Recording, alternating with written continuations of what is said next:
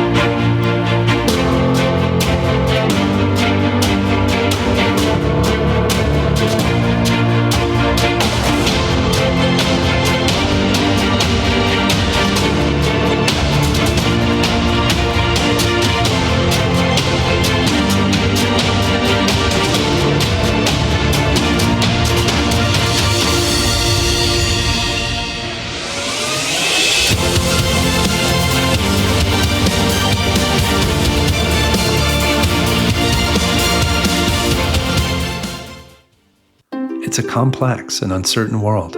We all feel that, but leaders today need more than an observation. They need answers. What if you had a colleague who always knows what's happening? What if you had a connector who leverages not just one, but all best-in-class tools and AI technologies? APCO has always been invested in the belief that the world's most complex problems need innovative solutions. And one of those solutions you might even call a superpower. We call her Margie, and when you ask her a question, her response is powered by all of this. Every time, anytime, and always with a smile.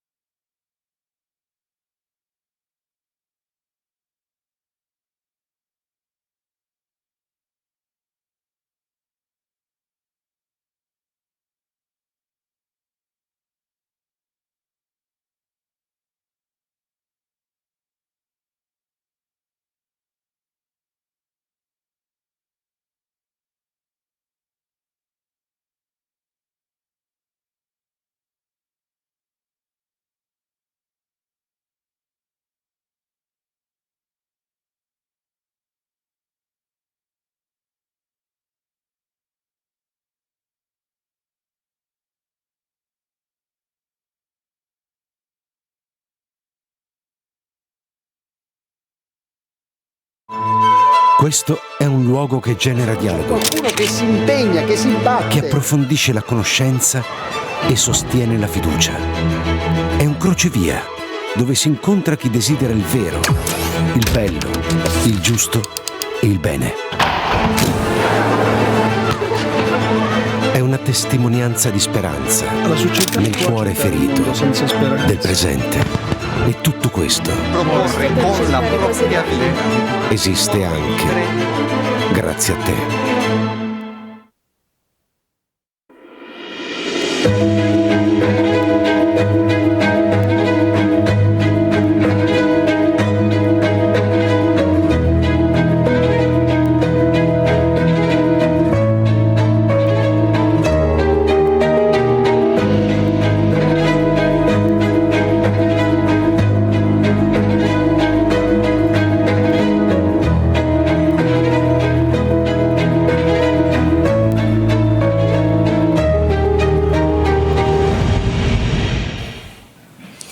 Buonasera e benvenuti. Buenas tardes, bienvenidos todos a este encuentro, Palabras, Máquinas y Cerebros, reconocer lo que es humano para defenderlo. Lo primero que quiero hacer es expresar mi gratitud, y la vuestra creo, para nuestros invitados, porque estén aquí, por Andrea Moro a mi izquierda y Paulo Benanti. Os pido de darles nuestra bienvenida con un aplauso, que efectivamente estalló. Voy a hablar poco porque no necesitan demasiada presentación ninguno de los dos, pero voy a decir dos palabras para decir cuál es el ámbito de estudio. Andrea Moro estudia lo que sucede en el cerebro de quien habla y por qué ninguna máquina, aunque sea elegante en la simulación, habla como los humanos. Con ello vamos a entender por qué modelos lingüísticos artificiales, aunque reconstruyan a la perfección la superficie de nuestro hablar, funcionan con una lógica totalmente extraña a lo humano. Paulo Benanti, francescane del Tercer Orden, docente de Ética de la Tecnología en la Universidad Lewis, nos acompaña desde hace tiempo para comprender cómo el poder se ha desplazado de los palacios a las redes o en ambos. En su último libro, La lógica del dominio, explica por qué lo que sirve no es un freno a la técnica, sino una brújula para que sirva al hombre sin dominarlo. Estos son nuestros dos amigos. Hay un equívoco que queremos decir siempre: intercambiar el cálculo con el pensamiento. Es un riesgo que ya está presente en muchas de las cosas que hacemos, en las leyes que escribimos, los contratos, en todo lo que delegamos a este algoritmo porque decide mejor y antes. Es una transformación que, aparte de los instrumentos y herramientas que tenemos a mano, tiene que ver también con cómo pensamos el mundo, cómo lo contamos a los demás. Por esto es esencial y tenemos el deber de entender qué son estas herramientas, estas máquinas, si el criterio con el que decidimos usarlas es la eficiencia y su poder de cálculo, además de la sostenibilidad energética que vamos a ir entendiendo. Es realmente muy inquietante. Todo lo que no se deja medir ya no cuenta. Por lo tanto, nos vamos a concentrar en tres pilares que caracterizan el ser humano: el lenguaje, la conciencia y los límites biológicos. Y para tratar de acercarnos mejor al tema de este encuentro, 4 palabras que hemos tomado de la primera encíclica de Papa León, Magnificat Humanitas, que nos servirán de clave de lectura. El límite, que no es un defecto a corregir, sino una puerta a la relación. El paradigma tecnocrático, la tentación de dejar que la eficiencia y el provecho gobiernan las decisiones que deberían ser humanas. La ética aplicada a la tecnología, la exigencia de que entre un juicio moral en el desarrollo de los algoritmos porque ningún sistema es neutral, y la dignidad ontológica, la dignidad de cada persona por lo que es, no por lo que produce, lo que hace, lo que la encíclica llama el más humano. Y con estas 4 coordenadas dejo la palabra a Andrea Moro, que nos ayudará a entender el lenguaje en relación a las máquinas y al ser humano. Gracias, Marco. Gracias a vosotros, al meeting, donde por fin se puede hablar libremente. Es muy distinto de los ambientes académicos, pero no quiero ir por ahí. Yo esta noche quiero tomar textos y subrayar los puntos que, en mi opinión, son centrales para entender cuál es la cuestión de las máquinas. Empiezo inmediatamente leyendo el párrafo 101 de la Magnificat Humanitas. Los sistemas actuales de IA requieren grandes cantidades de energía y agua, impactan de manera significativa en las emisiones de dióxido de carbono y consumen recursos de forma intensiva. Con el aumento de la complejidad, especialmente en los grandes modelos lingüísticos, crecen también las necesidades de potencia de cálculo y capacidad de almacenamiento que se apoyan en un conjunto de máquinas, cables, centros de datos e infraestructuras energívoras. Por esto es esencial desarrollar soluciones tecnológicas más sostenibles para reducir el impacto sobre el ambiente y custodiar nuestra casa común. Entonces, el acento sobre el lenguaje, que se pone en el centro de la cuestión de la IA, es fundamental. El lenguaje es un universo.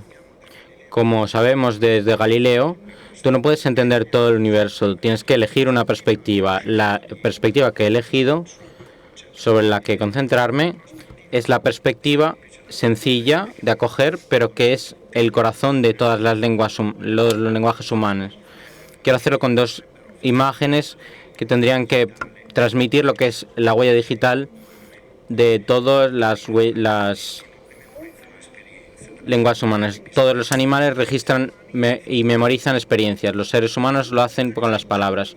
Una propiedad exclusiva de los seres humanos es generar infinitos significados, frases, recombinando un número infinito de elementos. Cogemos este dominio con 3 palabras que pueden generar estas 2 frases que son distintas. La combinación de este número finito de elementos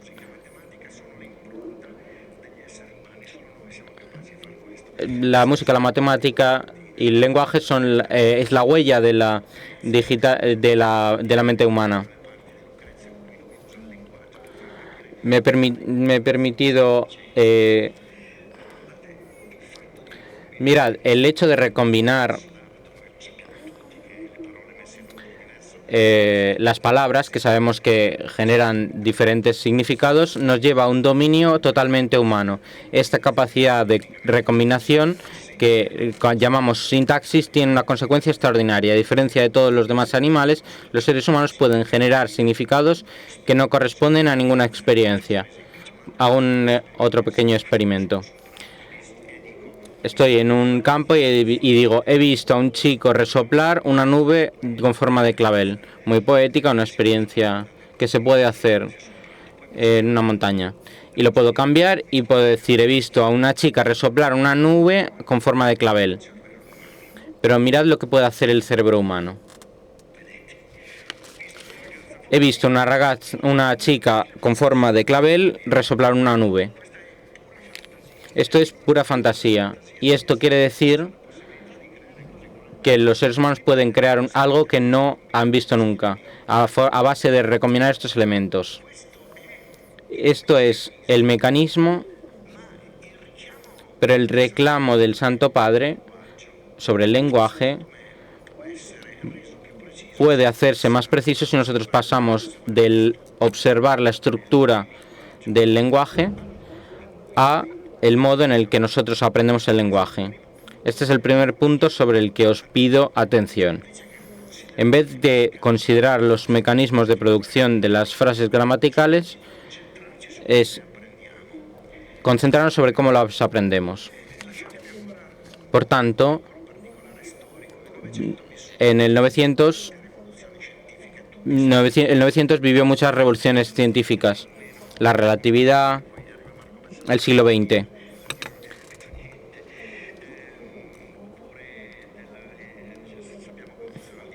O el ADN.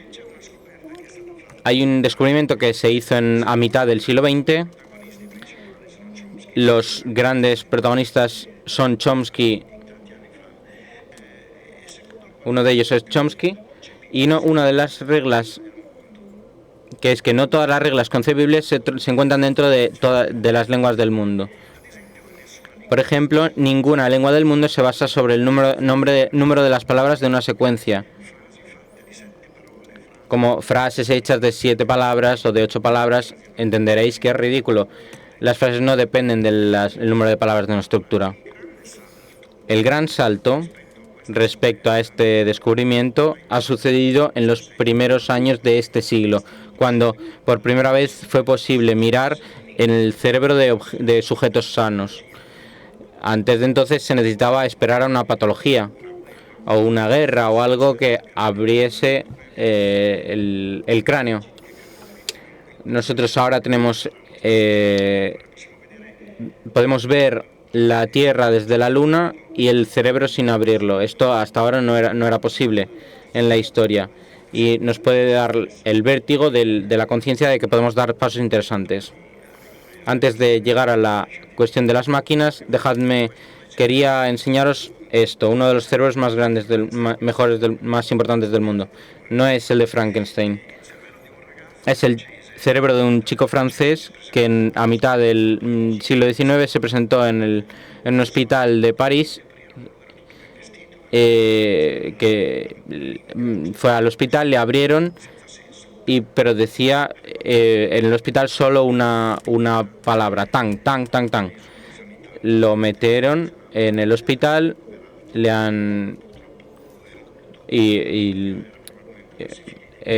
murió por una sífilis, seguramente, que le paralizó el cerebro en el momento de la muerte.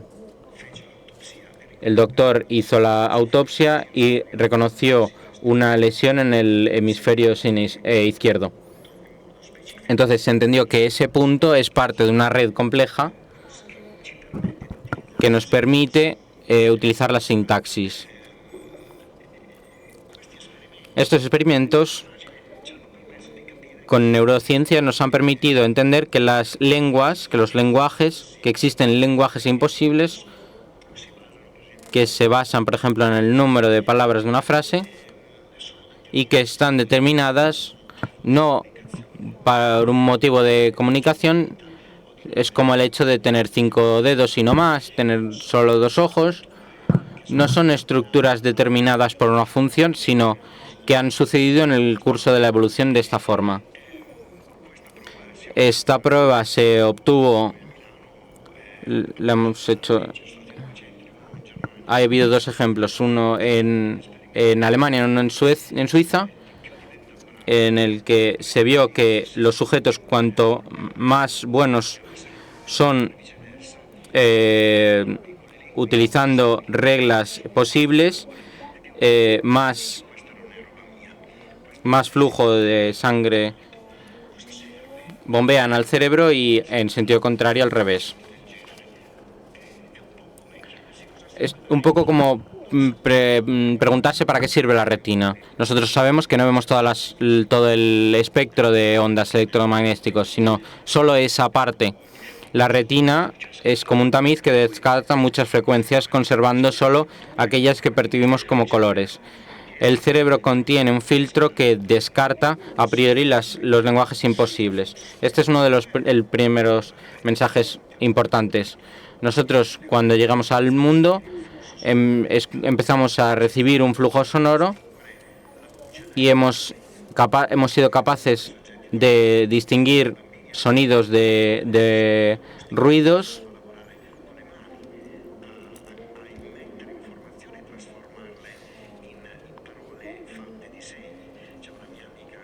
Yo tengo una amiga que ha publicado un trabajo sobre Natures en el que habla de los niños que tienen una fase en el que hacen la y intentan las vocales, y los niños sordomudos desde el nacimiento hacen el la con las manos. Y por tanto, el primer punto es imaginarse que nosotros, cuando hemos empezado a reconocer las palabras, no hemos tenido que calcular todas las relaciones, porque algunas eran imposibles. Por ejemplo, las basadas en el orden lineal. Nuestro cerebro venía con un tamiz, como el ojo.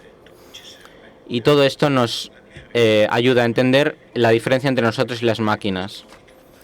Esto es lo que hago yo como deporte. Esto es precioso. No os voy a hablar de eclipses ni de puntos negros. Esto querría ser un resumen y una expansión de ese párrafo 101 de la encíclica.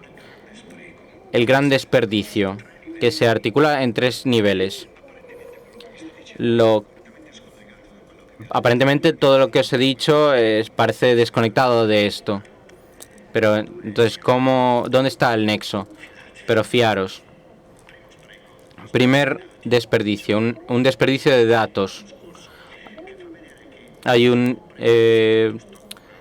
estudio que dice que tenemos previsiones precisas sobre el número medio de palabras en el que aprenden a los que se ven expuestos los niños de 3 a 11 años, de 3 a 11 millones de palabras al año. Esto es un valor sobre cómo funcionan las máquinas. Ya ChatGPT, uno de los varios modelos, utiliza para aprender un lenguaje 402 billones de palabras, que en comparación es una gran diferencia. Para aprender el lenguaje como un niño necesitaría 36.500 años. Un estudio realizado por la Universidad de California en Riverside estableció que para un correo electrónico de 100 palabras con IA activa se consume aproximadamente una botella de agua para refrigerar las máquinas. Solo en 2021 Google utilizó 12.7 millones de litros de agua dulce para refrigerar sus centros. Pero también tenemos un desperdicio de energía. En otro artículo y otros afirman que cada 100 palabras se consumen 0,14 kilovatios hora. Teniendo en cuenta el número de usuarios de ChatGPT de OpenAI por semana, que no son 400 sino 400.000 millones, ChatGPT consume en ese periodo tanta energía como el Empire State Building en un año y medio. Por tanto, ahora os pido el esfuerzo de juntar las dos partes de mi discurso. El motivo del desperdicio de los modelos artificiales del lenguaje es que para las máquinas no existen lenguas imposibles. No están sujetas a los límites que constituyen las fronteras de Babel. La solución inesperada es que lo que es humano, lo que nos hace verdaderamente fundamentales y compatibles con el ambiente. Para hacerlo sostenible con las máquinas, los modelos artificiales deberán incorporar los límites presentes en los niños que la evolución ha generado en nuestro sistema nervioso. Una revista en la que ha escrito Padre Benanti ha intentado sintetizar esto. Pero entonces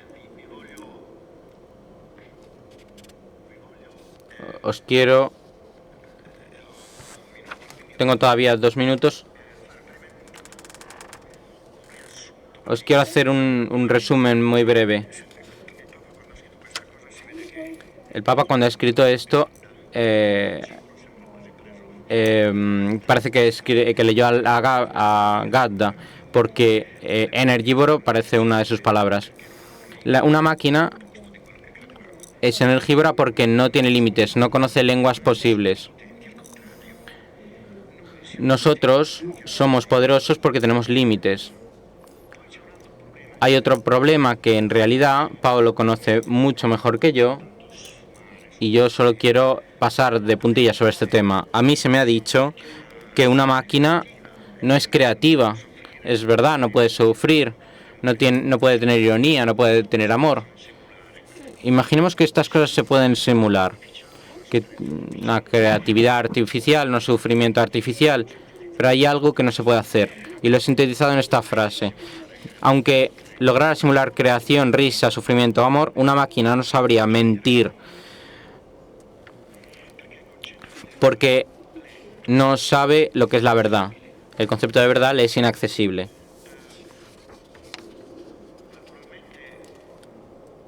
Naturalmente, discutiendo estas cosas con Marco, ha subrayado algo que son las etiquetas. Como decía mi filósofo preferido, las palabras son importantes. Y sobre esto se puede razonar. Pero vosotros todos conocéis a Turing, que tenía un montón de gente que le preguntaba lo mismo. Que respondía siempre: la pregunta original, las máquinas pueden pensar, creo que esté demasiado vacía de significado para meritar discutirla.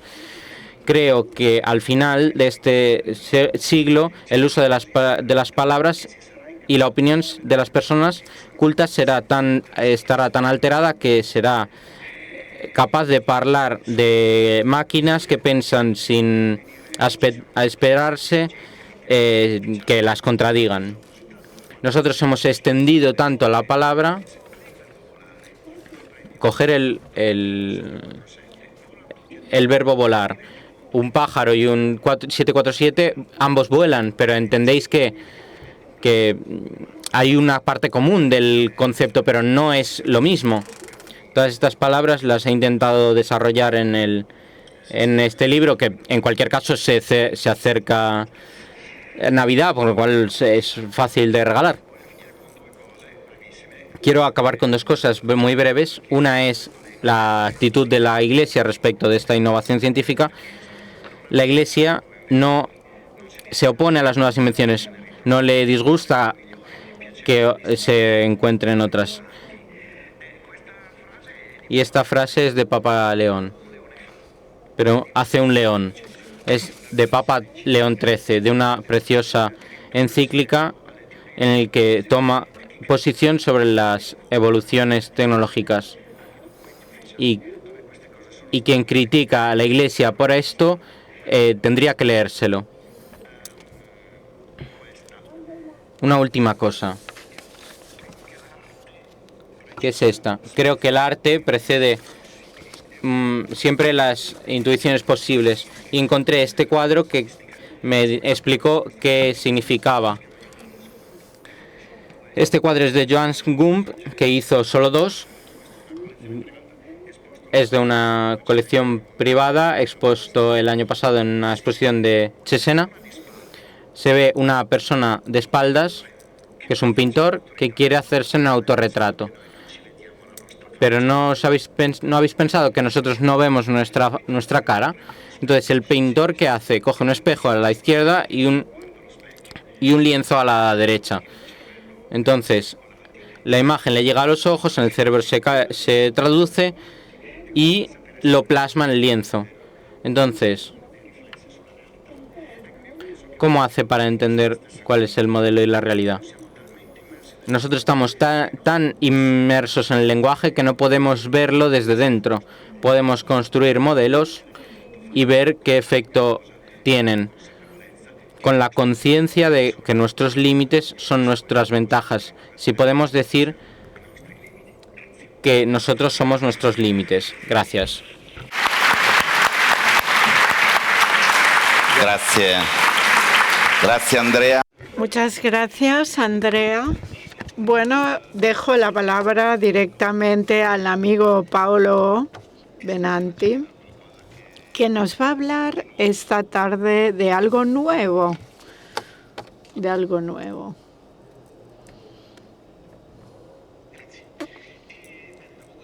Bueno, gracias de esta premisa os voy a desilusionar. Bueno, ante todo siempre es un placer estar aquí amistosamente en estos encuentros especiales del meeting.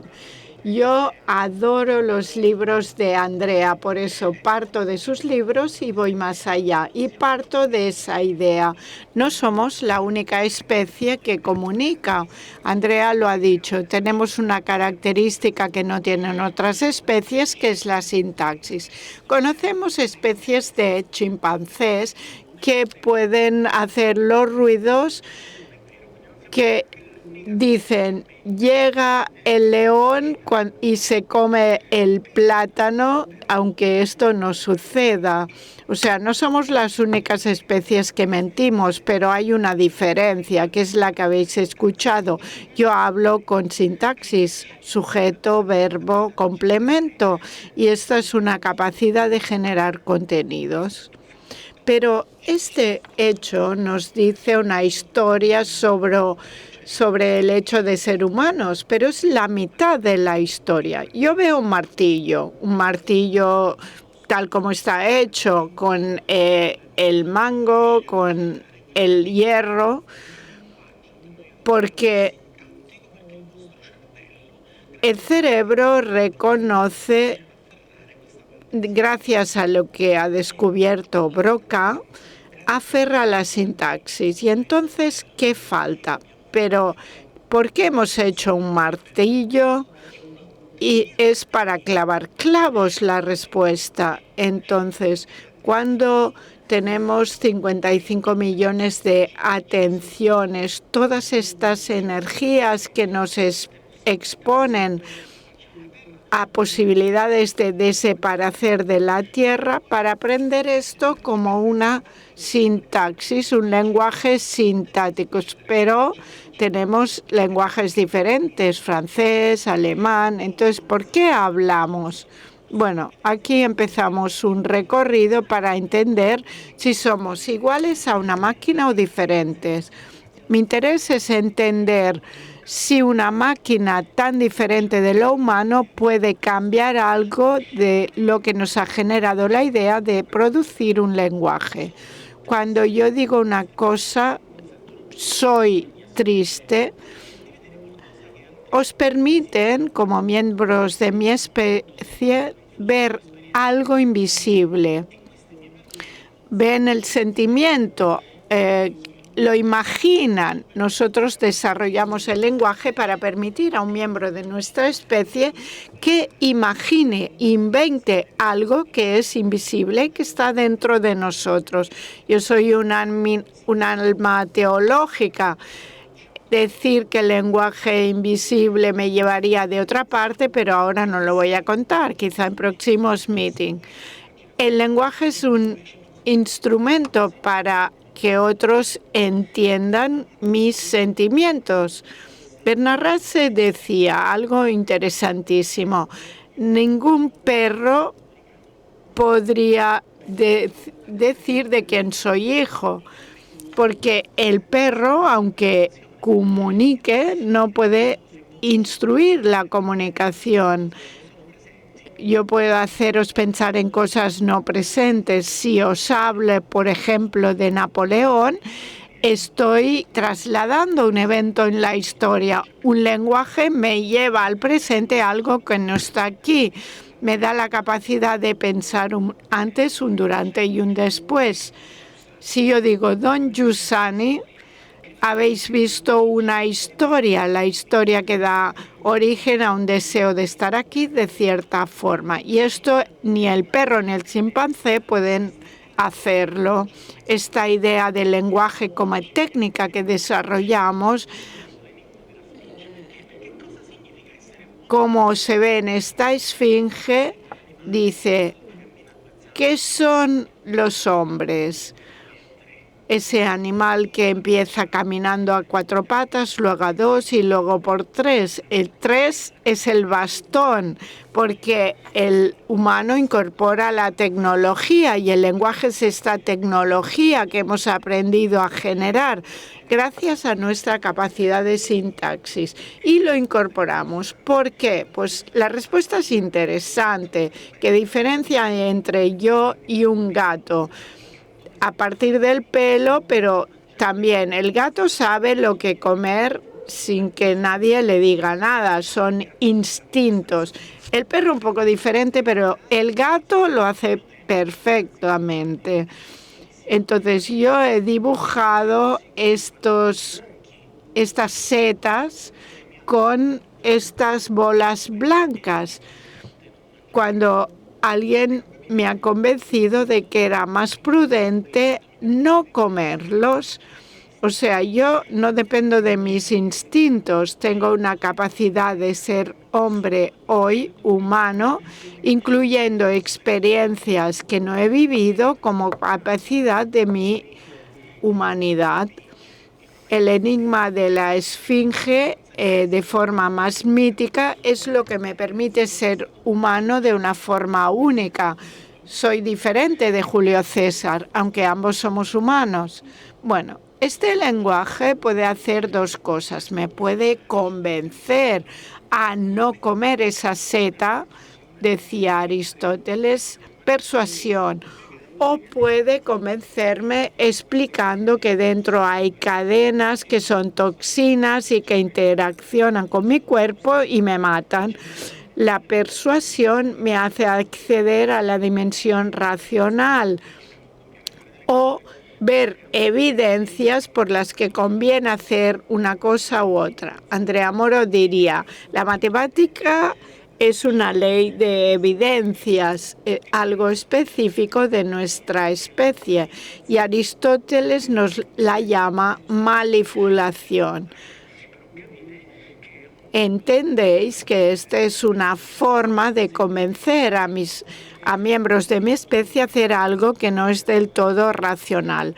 Todo se juega aquí. Nuestra interacción con la máquina va a ser persuasiva o manipulativa. Bueno, voy a jugar un poco. Aquí tenemos el gato y un salón donde se come, porque creo que necesitamos aprender una experiencia que nos hace veramente humanos.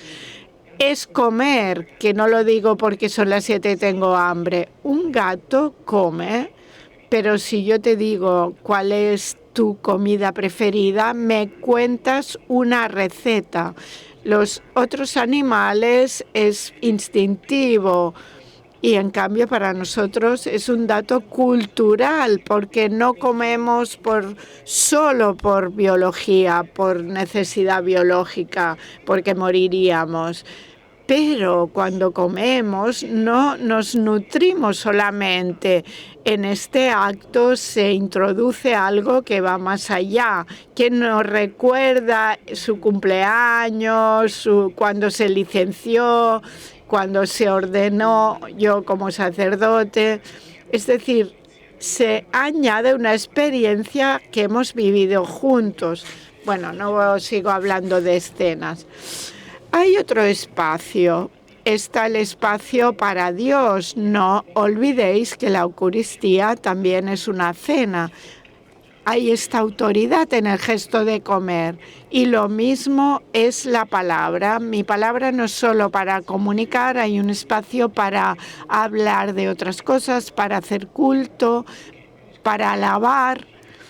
Y aquí voy hacia el final, terminando, porque el tema es otro.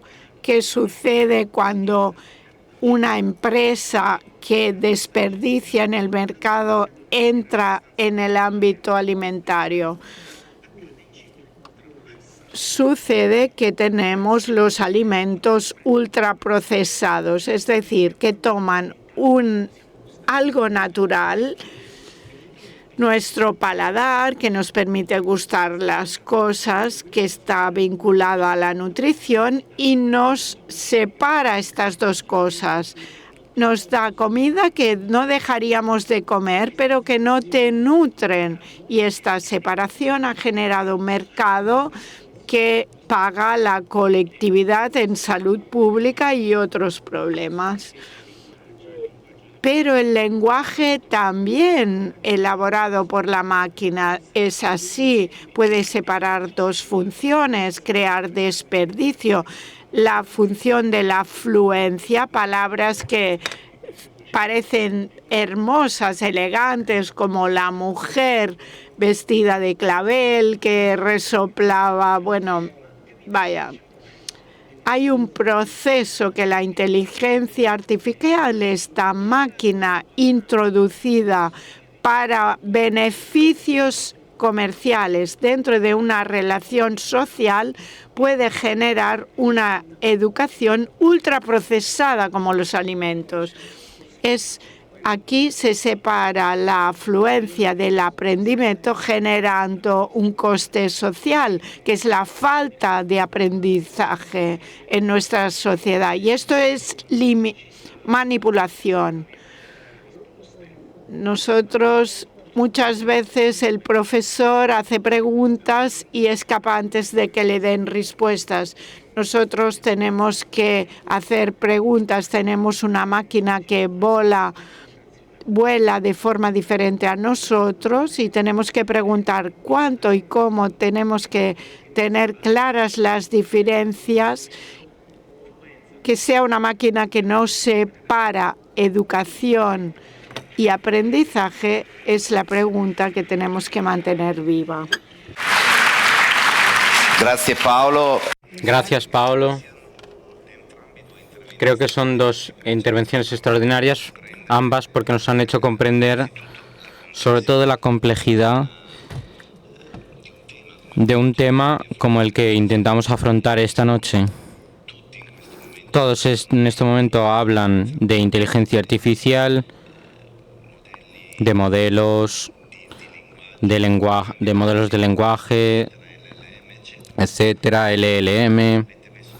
Vosotros lo habéis puesto directamente conectados con características de nuestra naturaleza de seres humanos. Una primera pregunta a Andrea. Nos damos 3, 4, 5 minutos por respuesta. Tú, Andrea, sostienes que nuestros límites biológicos funcionan como un tamiz, como un colador. Veías incluso la diferencia a nivel de datos y de energía. Y nos permiten aprender a hablar con poca energía y pocos datos, mientras que las máquinas necesitan muchísimo de ambas para simular nuestra capacidad de exprimir lo que es nuestro pensamiento y nuestro lenguaje. En esto hay una paradoja que querría que tú explicases mejor para nuestro público, porque la ausencia de límites, ¿cómo puede la ausencia de límites hacer a las máquinas menos inteligentes que un neonato? Todo lo que caracteriza un recién nacido, todo lo que caracteriza la sociedad postmoderna es la búsqueda de eliminar los límites. Una lógica súper performante. Si no duermes mejor, te tomas... Hay un montón de novelas que hablan de esto y de series, de hombres que van más allá de los límites. ¿Por qué, por tanto, esto puede hacer a las máquinas, la falta de límites puede hacer a las máquinas más limitadas que un recién nacido? Es una pregunta importantísima, de la que me gustaría escapar, de hecho. El primer problema es el uso del término inteligencia. Si yo os paso un folio para que cada uno diese una definición de inteligencia, tendríamos muchísimas definiciones distintas. El problema es precisamente esto. ¿Qué es la inteligencia? Yo no utilizo nunca este término porque no soy capaz de definirlo. Una historia en la historia. Intelligence significaba primariamente, de primeras, un sistema para recuperación de datos. Tanto es así que la CIA es la Central Intelligence Agency. No son todos empollones, sino que es un centro donde se centralizan los datos de los ciudadanos. El problema que has puesto encima de la mesa es el más grande de la epistemología de la tecnología. No estamos en un mundo con infinitos estímulos. Claro que yo sé que aquí hay personas. Claro que lo sé, que tengo pies y que hay un palco, pero frente a mis ojos y orejas llegan montones de estímulos y yo no hago nada con todo esto. Si viese todas las ondas electromagnéticas, me volvería loco, porque hay mucho más de lo que vemos ahora. Habría como una especie de niebla delante de mí. Por tanto, el límite es la condición necesaria para el aprendizaje. Quien crea que la ausencia de límites coincida con el máximo de la competencia, delira, porque querría decir, como por ejemplo, cuando habla Borges de que existen los mapas. No, perdón, no es Borges. Que entre otras cosas no es Borges el inventor de esta imagen. Es una novela que recuperaba un escrito de un inglés que decía que si un mapa tuviese todos los detalles de un sitio, contendría también el mapa, con lo cual los matemáticos lo saben bien lo que es el conjunto de las partes. Entonces, el filtro es necesario para poder utilizar el ambiente. Sin filtros no funcionamos y quien no lo sabe, engaña. Gracias.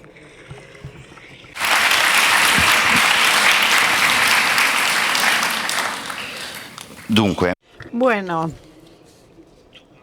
tú, Paulo, antes hablabas de una educación ultraprocesada, partiendo de una analogía con los alimentos ultraprocesados. De alguna forma nos mostrabas un escenario que ya en parte presente y de futuro. En tu último libro, La lógica del dominio, tú describes un mundo en el que no poseemos ya nuestras cosas. Pensemos en un ebook, un lector digital o los últimos coches. A mí me pasó la pasada semana que dejé de renovar un contrato y perdí un montón de servicios que tenía. Tú has comprado un coche y de repente no tienes funciones ya como si no fueran tuyas, ¿no? Se habla de tecnofeudalismo ya también. Estamos subyugados a infraestructuras que no elegimos y no vemos. ¿De qué forma la algorética, la capacidad de encontrar esta brújula, nos puede dar una soberanía real sobre las cosas que son nuestras, que tenemos, y también sobre tantos procesos que están en manos de poquísimas empresas multinacionales? En un encuentro de esta tarde a las 5, en una diapositiva se mostraban las 5 principales empresas tecnológicas multinacionales y tienen balances que superan en número los de los 5 países más ricos europeos, superan el PIB. Por lo tanto, Vic hubiera dicho 82. Bueno, yo me preguntaría por qué esto ha pasado. ¿Por qué hemos hecho una realidad definida por un software? Pues miremos nuestro teléfono. pagamos 2.000 euros, el hardware es nuestro, pero el software lo tenemos solo en una licencia. Y esta separación hace que no poseéis las funciones que habéis comprado y dependéis de la empresa. ¿Y por qué lo hemos aceptado? Pues porque cuando el mercado tomó forma de distribución de estos bienes, lo hizo, y aquí volvemos a la cuestión de los límites, de forma muy atractiva, que es quitando, digamos, el enfrentamiento. Cuento un chiste, que no se ofendan los napolitanos. Cada vez que voy a encontrarme con mis hermanos de Nápoles, le tengo que pedir al taxista cuánto va a costar. Yo escucho YouTube en napolitano mientras viajo de Roma a Nápoles para tener un acento napolitano y pedirle al taxista, preguntarle el precio para ahorrarme 5 euros. Bueno, si yo pudiera evitar este malestar que me genera esta situación, si yo subiera en un Uber automáticos, pues esto me lo evitaría, ¿no? Qué bien. Pero piensen en otros ámbitos, en una relación atractiva, pues han encontrado las empresas una puerta abierta en esto, porque queríamos evitar las peleas, digamos, los roces, y aquí hemos introducido la bomba. El filtro, el roce es negativo, pues yo os pongo experiencia de algo que me ha servido mucho. Mi roce con el diccionario de Greco, que he descubierto que en griego todo significa lo contrario de todo, y gracias a este diccionario que me caía tan mal que no quería utilizar, encontré un profesor de griego, que el griego no lo he utilizado en mi vida, pero lo aprendí. En cambio, si la educación ultraprocesada es la forma en que me educa, yo no voy a tener roce, no voy a tener problemas, pero en el límite está el aprendizaje. Por lo tanto, tendremos algunas películas. Nos hemos pasado de tener algunas películas a tener Netflix, pero ahora si no tienes el contrato de Netflix ya no tienes nada. Algunas ideas de lo humano que ignoran el límite, ignoran la identidad. El límite de una circunferencia es el centro, que hace de ese espacio un círculo y no un cuadrado. Esto es el concepto del límite, lo que te da identidad, no lo que te quita la libertad. Y en cambio, la máquina no juega a favor de nuestra identidad. Decías, Andrea, que querías... Yo, sobre mente... no puedo escuchar sin escribir. He escuchado un par de cosas sobre las que quiero decirte algo. Lo primero es, no somos los únicos animales que contan, cantan y de forma constructiva y etcétera, sino los únicos que cocinan. Pero somos los únicos que cocinan y por tanto cocinar significa recombinar. Lo otro es más serio y más difícil y a la que tengo mucho afecto. Las máquinas se nos venden como modelos de la mente, pero he tenido la suerte, soy muy afortunado, y mis fortunas se llama encuentros con personas que me han hecho pensar, también hoy aquí con vosotros. Y ha habido un encuentro con un psiquiatra, Roberto Cavallaro, un psiquiatra del Hospital San Rafael, con el que hemos empezado a analizar el lenguaje de la esquizofrenia. La esquizofrenia es esto, es una conexión que no habla con nadie. No sé si habéis podido presenciar un discurso de un esquizofrénico, pero es esto, no habla de nada. Nosotros, seres humanos, tenemos esquizofrenia porque tenemos un lenguaje determinado. Las máquinas no se vuelven locas, no existe la equivalencia a la esquizofrenia ni a ninguna patología psiquiátrica. Os desafío a todos los que utilizan todos los lenguajes mecánicos para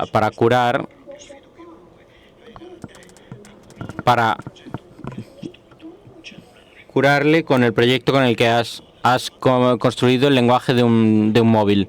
La patología también es humana, también es otra cosa que no es bella, lo sé perfectamente. ¿Quién no preferiría eliminarlo?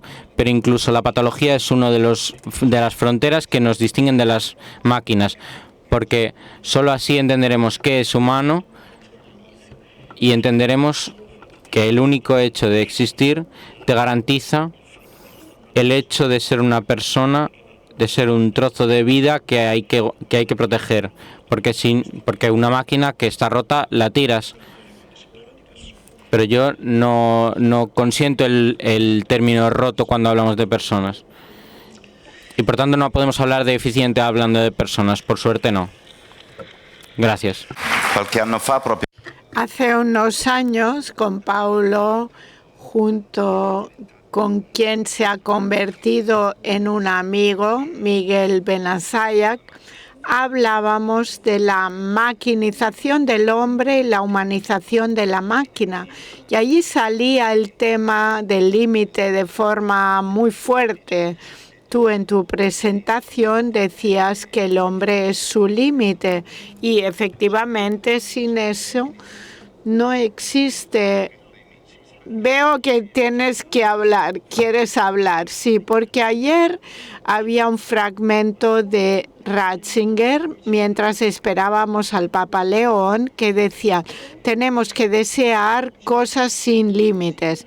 El hombre desea el infinito, pero está hecho finito. No nos confundamos en esto. El límite no tiene que ser la ideología de nuestra frontera. Estamos hechos para desear lo que no tenemos. Queremos ver más allá del límite. La definición de palabra a veces se llama término. Es una gramatización del Venanti pensamiento. Términe es el fin último. Podríamos seguir, pero aquí tienen hambre, quieren combinar ingredientes o esperan encontrarlos combinados. Bueno, una última pregunta a ambos. La formulo despacio. Bueno, desarmar la inteligencia artificial. Lo hemos escuchado muchas veces. El Papa León ha dicho esta frase en numerosas ocasiones y ayer nos ha regalado con su presencia una jornada de gozo interminable. Ha hablado otra vez de este tema. ¿Qué es el término inteligencia artificial?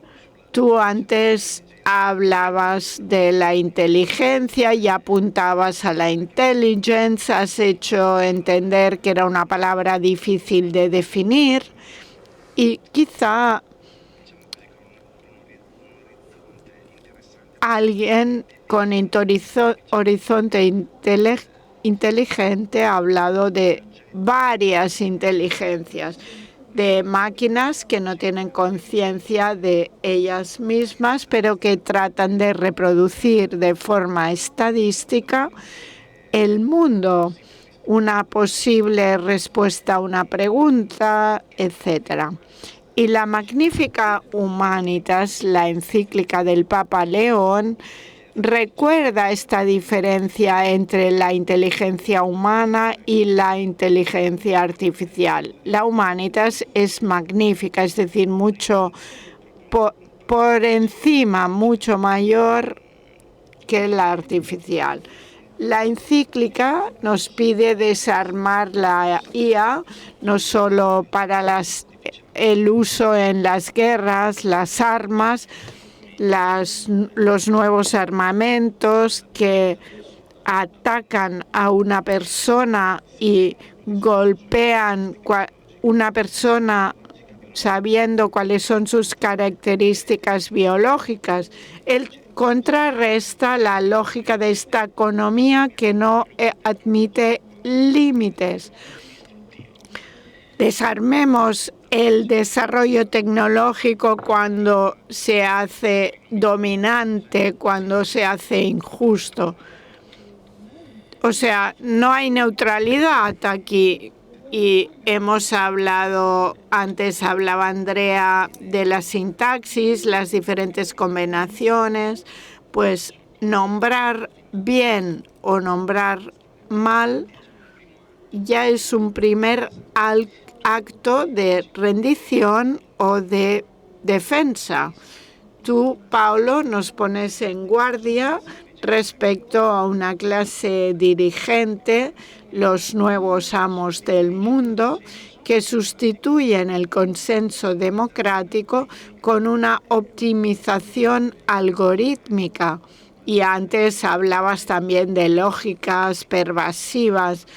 Entonces, ¿cuánto cuenta en el desarme de esta tecnología empezar a llamarla por su nombre, Andrea? ¿Y cuáles son las vallas, como las llamas tú, Paulo, para evitar que el poder computacional tenga una soberanía por encima de las leyes y tenga un impacto que toca la vida de todos?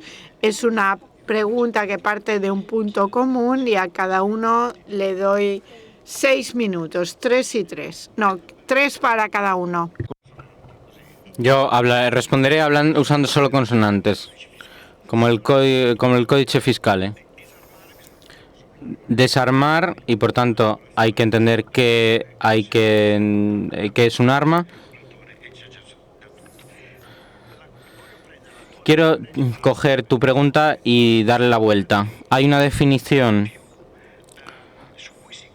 sobre la que hay más convergencia de inteligencia, que es la capacidad de resolver problemas.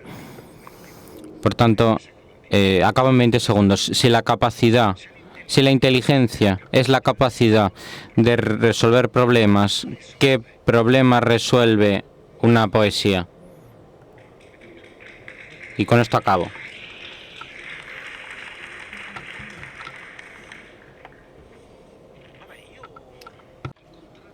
Yo, por contrato, tengo que citar la Biblia al menos una vez al día. Bueno, pienso que el comentando a todo esto es el libro de Isaías. He transformado vuestras espadas en haces, y la idea es que hay una ambigüedad de los instrumentos que utilizamos. Cada utensilio tiene un mango y puede ser una herramienta o un arma, pero el cristiano no habita la ambigüedad solamente, sino que lo transforma en lo que da pan. Y esto en la historia, especialmente para los laicos, es pasar de innovación al desarrollo. La innovación es hacer cosas cada vez más eficazmente. Una bomba atómica es una gran innovación respecto a una granada, pero el desarrollo, en cambio, es una innovación que contribuye al bien común. Y esto es mucho más que desarmar, es una construcción del reino de Dios en la historia.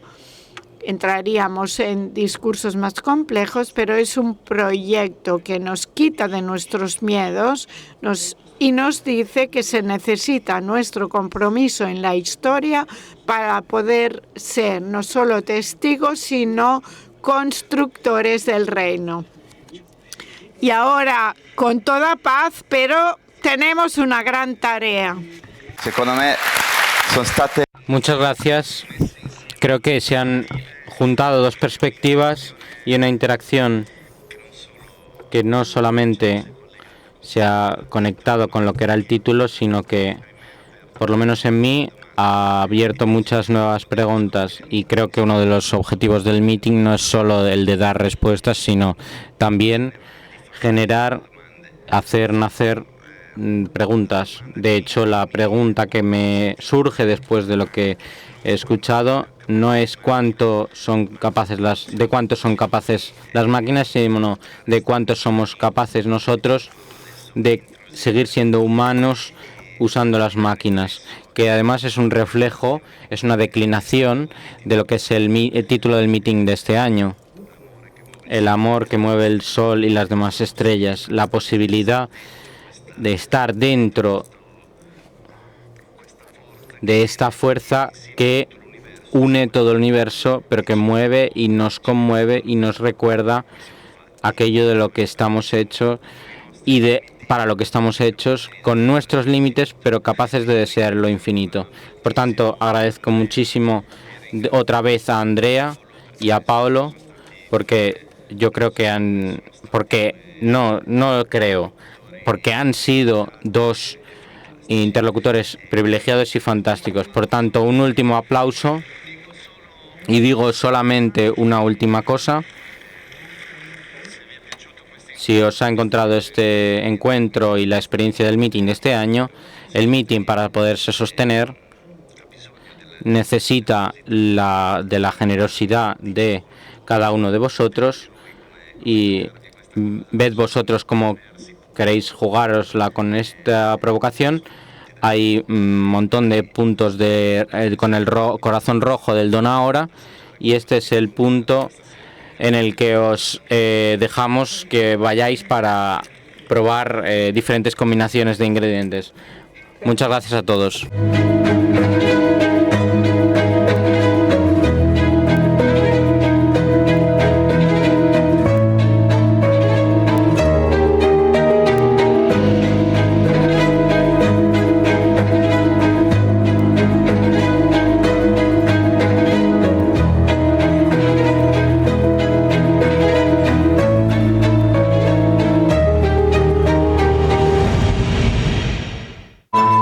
Questo è un luogo che genera dialogo, Qualcuno che si impegna, che si batte. che approfondisce la conoscenza e sostiene la fiducia.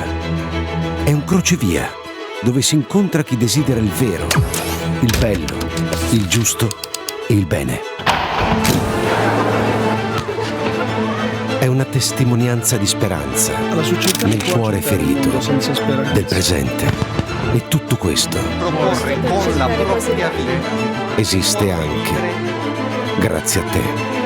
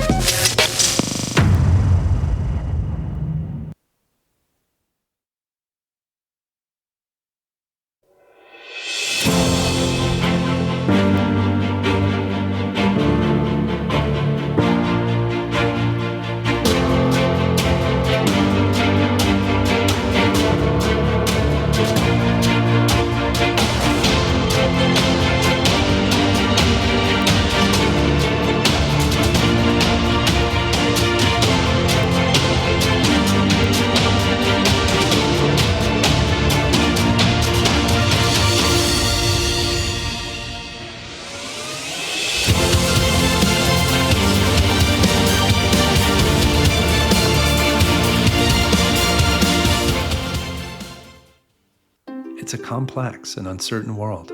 We all feel that, but leaders today need more than an observation. They need answers. What if you had a colleague who always knows what's happening? What if you had a connector who leverages not just one, but all best-in-class tools and AI technologies? APCO has always been invested in the belief that the world's most complex problems need innovative solutions. And one of those solutions you might even call a superpower. We call her Margie, and when you ask her a question, her response is powered by all of this. Every time, anytime, and always with a smile.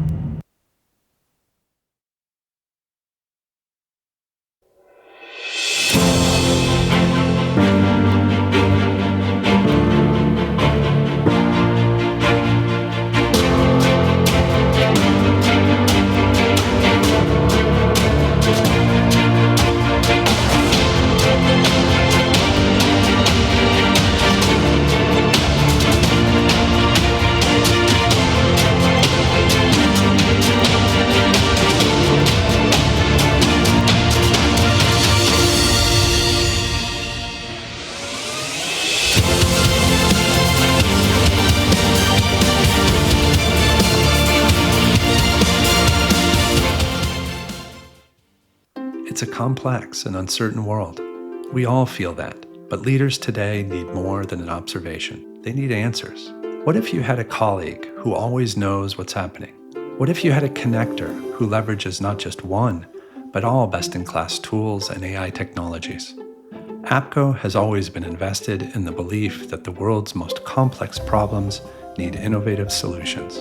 And one of those solutions you might even call a superpower. We call her Margie, and when you ask her a question, her response is powered by all of this. Every time, anytime, and always with a smile.